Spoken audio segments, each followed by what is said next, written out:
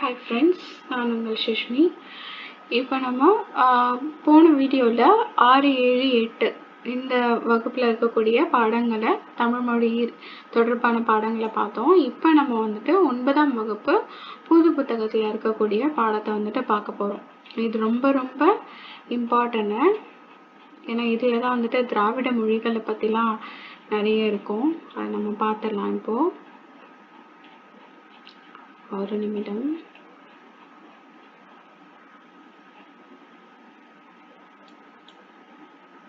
திராவிட மொழி குடும்பம். ஸோ இது ரொம்ப ரொம்ப முக்கியம், அதனால் பார்த்துக்கோங்க இந்த பாடத்தை. இப்போ நம்ம பார்க்கலாம். இப்போ திராவிட மொழிகளுக்குள்ள மூத்த மொழியாக விளங்குவது தமிழ். இப்போ திராவிட மொழிகள் அப்படின்றது எதை சொல்லுவாங்க? தமிழ், தெலுங்கு, கன்னடம், மலையாளம், இந்த மாதிரி ஒரு 28 மொழிகளை வந்துட்டு திராவிட மொழி குடும்பத்துக்குள்ள வச்சிருக்காங்க. அதில் மூத்த மொழியாக விளங்குறது எதுனா தமிழ்.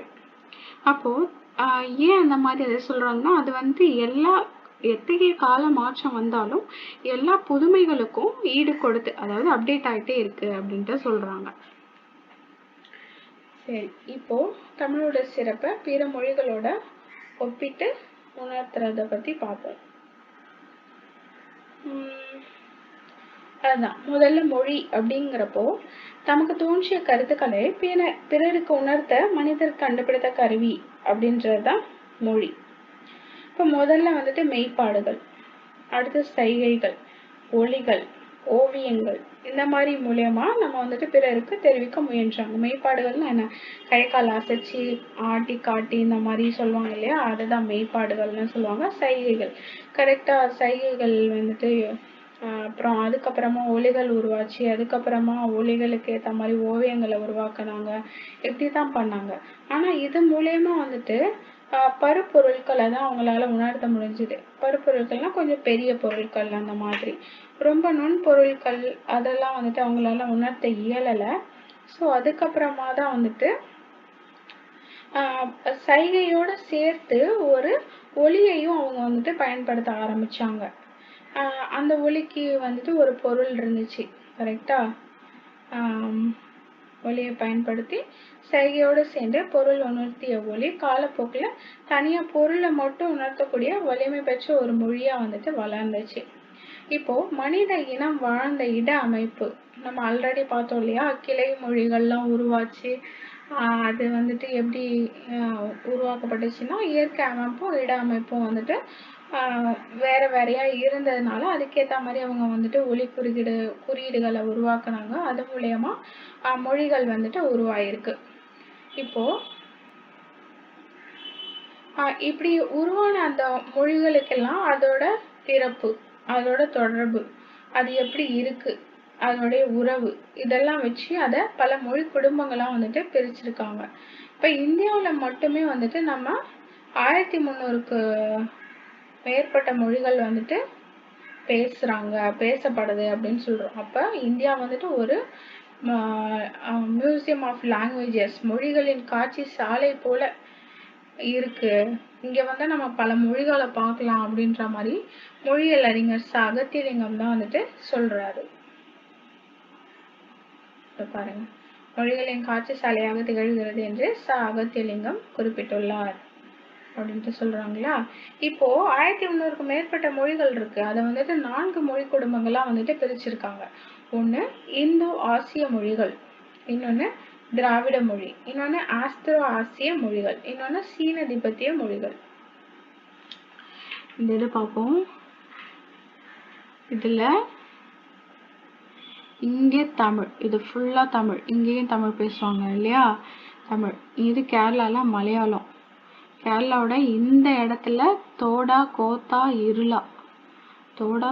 இருளா வந்துட்டு இங்கே பேசுகிறாங்க. கொரக்கா வந்துட்டு இங்கே பேசுகிறாங்க கர்நாடகாவில். எதுனா துளு வந்துட்டு இதுக்கு பக்கத்தில் இந்த ரீஜன் துளு, கன்னடம், கொடகு, கொரக்கா. தெலுங்கு ஆந்திராவில் பேசுகிறாங்க, தெலுங்கு. இதே போல் கதப்பா இந்த இடம், கோண்டா, கூயி, பெங்கோ. அதுக்கப்புறமா நாய்க்கி, கொல்லாமிங்க, கோண்டி இந்த இடத்துலலாம் பேசுகிறாங்க. கோண்டி, ஃபர்ஜி இங்கே பேசுகிறாங்க. மண்டா, மால்டோ இங்கே பேசுகிறாங்க. குரூக்கு, ப்ராக்குயி வந்துட்டு இந்த பக்கம் பாகிஸ்தான் பக்கம் அங்கே பேசுகிறாங்க. ஸோ இது மாதிரி இதை வச்சு தான் வட திராவிடம், நடு திராவிடம் இந்த மாதிரி பிரிச்சிருப்பாங்க, தென் திராவிடம். அப்போ உலகில் குறிப்பிடத்தக்க பழமையான நாகரிகங்களில் இந்திய நாகரிகமும் ஒன்று. என்னென்ன பார்த்தீங்கன்னா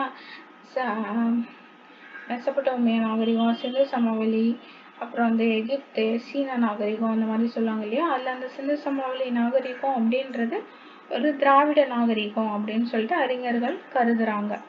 அப்போ திராவிட நாகரிகம்னா திராவிடர் பேசிய மொழி தான் திராவிட மொழி அப்படின்னு சொல்லப்படுது. திராவிடன்ற சொல்ல குமரியில் பட்டர் முதல்ல உருவாக்கி இருக்காரு.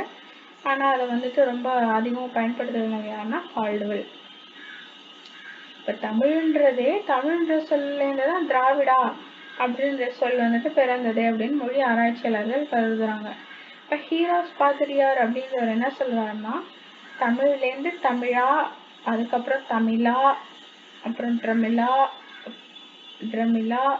அடுத்து ட்ரமிழா, அடுத்து திராவிடா, அடுத்து திராவிடா அப்படின்னு வந்ததா ஹீராஸ் பாதிரியார் சொல்லியிருக்காரு அப்படின்னு இது கேட்பாங்க. இது யார் சொன்னதுன்னு கேட்பாங்க.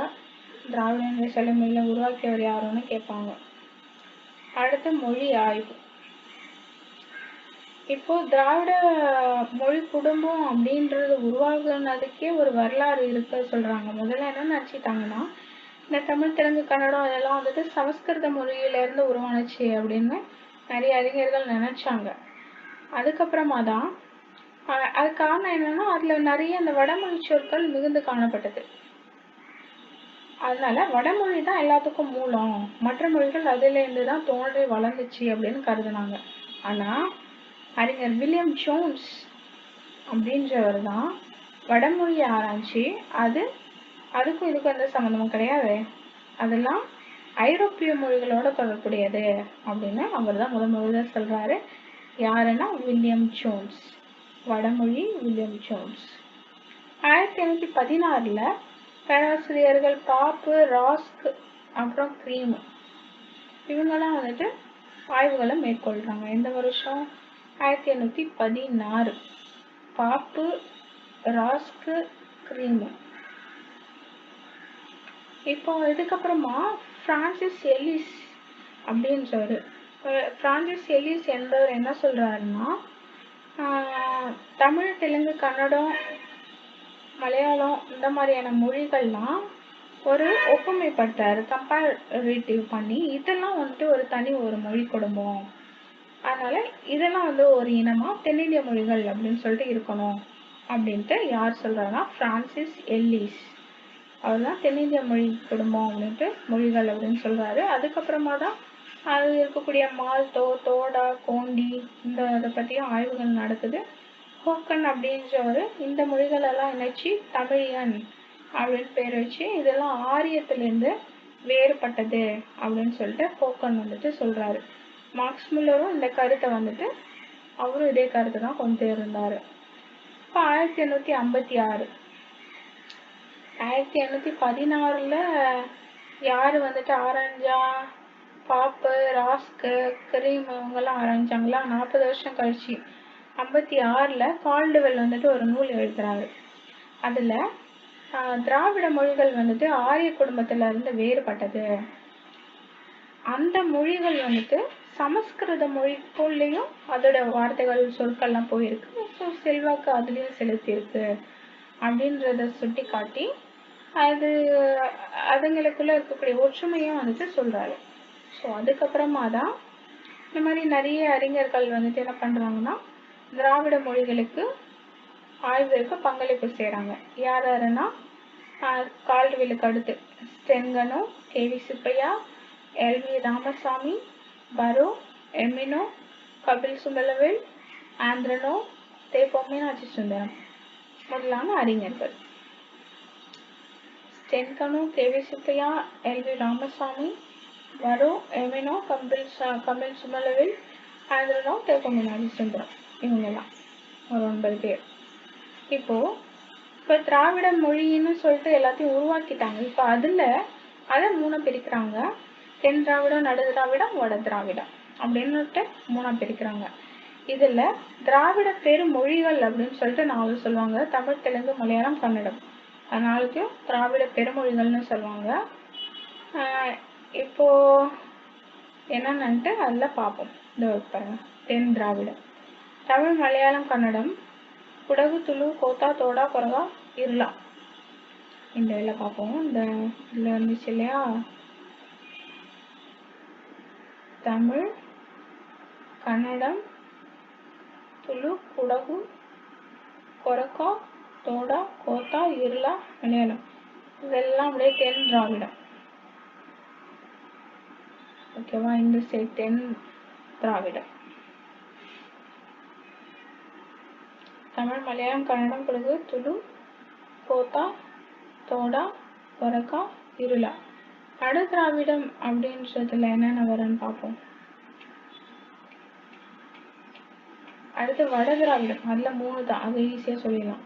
பிராகுயி வடக்கு பக்கம் இருக்கா, குரூக் இதுவும் வடக்கு பக்கம் இருக்கா. அடுத்து மால்டோ வடக்கு பக்கம், பிராகுயி, குரூக், மால்டோ இது 3 வட திராவிடம். அதை தவிர பாக்கி இருக்கக்கூடிய தெலுங்கு, கதப்பா, கோண்டா, கோயா, குயி, பெங்கோ, ஃபர்ஜி, மண்டா, கோயா, கொல்லாமி, நாய்க்கி, கோண்டி, ஃபர்ஜி இதெல்லாம் வந்துட்டு நடு திராவிடம் அப்படின்னு சொல்லுவாங்க. இதில் வந்துட்டு ஒரு 9, இதில் வந்துட்டு ஒரு 3 12, இதில் ஒரு 12, மொத்தம் 24. தெலுங்கு, குவி, கோண்டா, கொல்லாமி, நாய்க்கி, பெங்கு, மண்டா, ஃபர்ஜி, கதப்பா, கோண்டி, கோயா. ஓகேவா. அதுக்கு அடுத்து பன்மையில எருக்கலா, தங்கா, குறும்பா, சோழிக்கா. எருக்கலா, தங்கா, குறும்பா, சோழிக்கா அப்படின்னு சொல்லிட்டு 4 மொழிகள் சேர்த்து திராவிட மொழிகள் மொத்தம் 28. அப்ப திராவிட மொழிகளோட பொது பண்புகள்னு பார்த்தோம்னா, அதோடைய வேர்ச்சொல், அதாவது அடிச்சொல்னு அழைக்கப்படும். அது ரொம்ப இன்றியமையாத பகுதியா இருக்கு. அது நம்ம வந்துட்டு சொற்களை ஆரம்பிச்சோம்னா அது பொதுவான அடிச்சொற்களை கொண்டு இருக்கு அப்படின்ட்டு சொல்றாங்க. கால்டுவெல் இன்னும் வேற என்ன சொல்லியிருக்கான்னா, தமிழ் வந்துட்டு வடமொழியோட மகள் அல்ல, அதுக்குன்னு அது வந்துட்டு ஒரு தனி குடும்பத்துக்கு உரிய மொழி. சமஸ்கிருதம் இல்லைன்னாலும் அது தனித்து இயங்கும். தமிழுக்குமே அப்புறம் இதோட மற்ற பிற மொழிகளுக்கும் தொடர்பு இருக்கும் அப்படின்ட்டு கால்டுவெல் சொல்றாரு. அடிச்சொல் பார்த்தோம் அப்படின்னா, சான்று, கண் தமிழ்ல சொல்லுவோம், கண்ணு மலையாளம், கன்னடம், கண்ணு அப்படின்னு தெலுங்கு, குடகு, ஹண்ணுன்னு குரூக்கு, கெண்ணுன்னு ஃபர்ஜி, பொண்ணுன்னு தோடா. ஓகேவா. அடுத்து என்ன பேர்கள், 3 தமிழ், 3 மலையாளம், 3 தெலுங்கு, 3 கன்னடம், 3 துளு. குறிநெடில் வேறுபாடு திராவிட மொழிகள்ல இருக்கு. அடி, ஆடி, வலி, வாலி. அதே போல பால் பாகுபாடு. இப்போ வந்துட்டு நம்ம பொருட்களுடைய தன்மையை வந்துட்டு பால் ஒட்டி தான் பால் பாகுபாடு. வடமொழியில ஆனால் அப்படி அமையல. இப்போ உயிரற்ற பொருட்களும் கண்ணுக்கே புலப்படாத நுண்பொருட்களுக்கும் கூட ஆண் பெண்ணுன்னு பாகுபடுத்தியிருக்காங்க. இப்போ கை விரலை பெண் பால்னு சொல்றாங்க, கால் விரலை ஆண் பால்னு சொல்றாங்க. ஜெர்மன் மொழியில அந்த மாதிரியான ஒரு தன்மை இருக்கு. அடுத்து முகத்தோட பகுதிகளான வாய் வந்துட்டு ஆண் பால், மூக்கு வந்துட்டு பெண் பால், கண் வந்துட்டு பொது பால். இப்போ திராவிட மொழிகள்ல உயர்த்திணை ஒருமையில காணப்படுது. ஆண் பால் பெண் பால் அப்படின்ற பகுப்பு உயர்த்திணை ஒருமை, அதாவது வந்தான் வந்தாள் அப்படிங்கிறப்போ அது உயர்த்திணை ஒருமை அதுல வந்துட்டு காணப்படுது. ஆனா அக்ரிணையில ஆண் பெண் பாகுபாடு இருந்தாலும் அதுக்குன்னு தனியா ஒரு விகுதி இல்லை, பால் காட்டும் விகுதி இல்லை. அது எப்படி சொல்லுவாங்கன்னா, இப்போ கடுவன் அப்படின்னா ஆண் குரங்கு, மந்தினா பெண் குரங்கு, களிறுனா ஆண் யானை, பிடினா பெண் யானை. இந்த மாதிரி தனித்தனி சொற்களால தான் இது பண்ணுவாங்களே தவிர இப்ப வந்தான் வந்தாள் அந்த ஆள் ஆண் அப்படின்ற விகுதி மாதிரி இங்க கிடையாது அப்படின்னு சொல்றாங்க. அடுத்து வினை சொற்கள். இப்போ வினை சொற்கள் ஆங்கிலத்துல எப்படி இருக்கும்னா அது காலத்தை மட்டும்தான் காட்டும். இப்போ பாஸ்ட் டென்ஸா, ப்ரெசன்ட் டென்ஸா, ஃபியூச்சர் டென்ஸா, அந்த மாதிரி காலத்தை மட்டும்தான் காட்டும். அதுல வந்துட்டு ஒரு அது ஆணா பெண்ணா, அது வந்துட்டு ஒரு நம்பரா, அது வந்துட்டு எந்த இடம், தன்மை முன்னிலை படுக்கையா, இந்த மாதிரி அது உயர்த்திணையா அக்ரிணையான்ற மாதிரி எந்த ஒரு வேறுபாடுமே அதுல இருக்காது. ஆனா தமிழ்ல அப்படி கிடையாது. இப்ப வந்தான் அப்படின்னா அது வந்துட்டு ஒரு உயர்த்திணை, ஆண்பால், படற்கை, அது வந்துட்டு ஒரு ஒருமை. அதான் உயர்த்திணை, ஆண்பால், படற்கை, ஒருமை. ஸோ அதான். ஆனா இது மலையாள மொழி வந்துட்டு தமிழ் மொழி மாதிரி கிடையாது. அதுலயும் வந்துட்டு ஆண் பெண் பாகுபாட்டை வந்துட்டு வேற ஒரு சொல்லாலதான் வந்துட்டு தெரிஞ்சுக்க முடியுமே தவிர வினைச்சொல்லியே வந்துட்டு ஆணா பெண்ணான்னு தெரிஞ்சுக்க முடியாது. இந்த மாதிரி திராவிட மொழிகள் பல இது பொது பண்புகளை பெற்றிருந்தாலும் ஆனா தமிழ் மொழிக்குன்னு சில சிறப்புகளும் தனித்தன்மைகளும் இருக்கு அப்படின்ட்டு சொல்றாங்க. தமிழோட தனித்தன்மைகள் என்ன அப்படின்றத பார்த்துருவோம். தமிழ் வந்துட்டு ரொம்ப தொன்மை, அது ரொம்ப பழமையானது, இலக்கண இலக்கிய வளம் உடையது, அது நமக்கு தெரியும். அப்புறம் இந்த மாதிரியான நிறைய நாடுகள்ல பேசப்படுது. Ilangai, Malaysia, Singapore, Burma, Indonesia, Fiji தீவு, தென்னாப்பிரிக்கா, Mauritius, England, Guyana, Madagascar, Trinidad, Australia, Canada, இந்த மாதிரி நிறைய நாடுகள்ல தமிழ் மொழி பேசக்கூடிய மக்கள், தமிழர்கள் இருக்காங்க. தமிழ் மொழி அங்க பேசப்படுது. சரிங்களா? அடுத்து அதுவும் மொரிஷியஸ், இலங்கையில பணத்தாள்கள்ல தமிழ் மொழியே இடம்பெற்றிருக்கும். பாருங்க, 10 ரூபாய்னு எழுதியிருப்பாங்க. இலங்கை மத்திய வங்கி 10 ரூபாய், இந்த மாதிரி தமிழ் இருக்கு. இப்போ தமிழ் வந்துட்டு தனித்து இயங்கக்கூடிய ஒரு மொழி. இப்போ பிற மொழிகள் அதில் கலந்துருந்தாலும் அதெல்லாம் நீக்கிட்டோம் அப்படின்னாலுமே தமிழுக்குன்னு நிறைய சொற்கள் இருக்கு, அதை வச்சு அது இயங்கிடும். அதான் தனித்து இயங்கும் மொழி. பிறமொழி தாக்கம் மிகவும் குறைந்ததாகவும் காணப்படுது. இன்னொன்று, இந்த மொழியிலேருந்து தான் நிறைய மொழிகள் பிரிஞ்சு கிளை மொழிகளாக போயிருக்கு. ஸோ அதனால அது தாய்மொழியா இருக்கு. ஒரே பொருளை குறிக்க பல சொற்கள் இருக்கு. நம்ம ஆல்ரெடி 7th 6th அந்த புத்தகங்கள்லாம் பார்த்தோம் இல்லையா? மான்ற ஒரு பொருளுக்கு பெரிய, திருமகள், அறிவு, அளவு, அழகு, இந்த மாதிரி நிறைய பொருள்கள் இருக்குன்ட்டு சொல்லலாமும் சொல்லாட்சியும் நிரம்பு பெற்ற மொழி தமிழ். அடுத்து இந்தியாவின் தொன்மையான கல்வெட்டுகள். இப்போ கல்வெட்டுகள் நிறைய கண்டுபிடிச்சு அதில் கிடைக்கிறதெல்லாம் என்ன இருக்குன்னா தமிழ் எழுத்துக்கள் தான் கிடைக்குது. ஸோ அந்த மாதிரி தமிழோட பல அடிச்சொற்களின் ஒளி இடம்பெயர்தல் என்ற விதிப்படி திராவிட மொழிகளில் வடிவம் மாறி இருக்கின்றன. இப்போ வந்துட்டு ஒளி வந்துட்டு மாறுது. ஒவ்வொரு மொழிக்கும் போறப்போ அந்த ஒளியன்கள் வந்துட்டு அடிச்சொற்களோட ஒளியன்கள் வந்துட்டு மாறுது. அது இயல்பான ஒண்ணுதான். அப்படி பாக்குறப்போ சுட்டு பெயர்கள், அது அந்த இந்த மூவிட பெயர்கள், தன்மை பழக்க முன்னிலை, இந்த மாதிரியான இந்த சுட்டு பெயர்களும் மூவிட பெயர்களும் குறிப்பிடத்தக்க மாற்றங்களை வந்துட்டு பெற்றிருக்குது. அப்போ தமிழ் வந்துட்டு ஒப்பியல் ஆய்வுக்கும் ரொம்ப பெருந்துணையா இருக்கு. மற்ற மொழிகளோட கம்பேர் பண்ணி பார்க்குற அந்த ஒப்பியல் ஆய்வுக்கும் ரொம்ப வந்துட்டு பெருந்துணையா இருக்கு. தமிழ் மொழி மூல திராவிட மொழியின் பண்புகள் பலவற்றையும் பேணி காத்து வருது. ஸோ அதனால அதோட தனித்தன்மையை மாறாம தன்னையும் அது காலந்தோறும் புதுப்பிச்சுக்கிறதுனால அது ரொம்ப சிறந்து விளங்கக்கூடிய மொழியா நம்மளுடைய தமிழ் மொழி இருக்கு அப்படின்ட்டு சொல்றாங்க. இப்போ கால் லெவலோட திராவிட மொழிகளின் ஒப்பிலக்கணம் இதெல்லாம் என்னன்னு பார்ப்போம். சில திராவிட மொழிகளோட பழமையான இலக்கிய இலக்கணங்களை கொடுத்துருக்காங்க. இப்போ தமிழ்னாலே நமக்கு என்ன தெரியும்? சங்ககால இலக்கியங்கள், சங்க இலக்கியங்கள், 8 தொகை 10 பாட்டு. அதோட காலம் என்ன அப்படின்னு சொல்லியிருக்காங்கன்னா 5ஆம், அதாவது பொது ஆண்டுக்கு முன், அதாவது கிமுன்னு அர்த்தம்.